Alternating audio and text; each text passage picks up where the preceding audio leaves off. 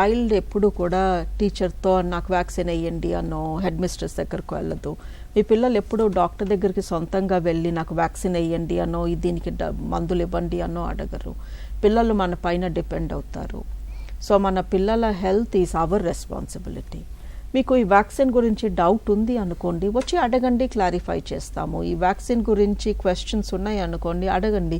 ఈ ప్లాట్ఫామ్స్ అన్నీ మీకు ఈ క్వశ్చన్స్ తీర్చడానికే కదా ఇంతమంది ఇక్కడ కూర్చుని ఇదంతా మీకోసం అరేంజ్ చేసింది. బట్ నా చైల్డ్కి ఈ వ్యాక్సిన్ వద్దు, ఈ సెక్స్ నుంచి వచ్చే రోగాల నుంచి కాపాడటానికి నా పిల్లలకి ఇప్పుడేమీ అవసరం లేదు, ఇలా ఆలోచించడం కరెక్ట్ కాదు. బికాస్ మీ పిల్లలు పెద్దలైనప్పుడు వాళ్ళకి క్యాన్సర్స్ వచ్చినప్పుడు మీరు ఉండకపోవచ్చు, to look after them or to deal with it. So మీ పిల్లల హెల్త్ కోసమే WHO కూడా స్ట్రాంగ్గా చెప్తుంది, ప్రపంచం మొత్తము గ్లోబలీ హెచ్పివి వ్యాక్సిన్ అనేది ఆడపిల్లలకి మగపిల్లలకి ఇప్పించాలని.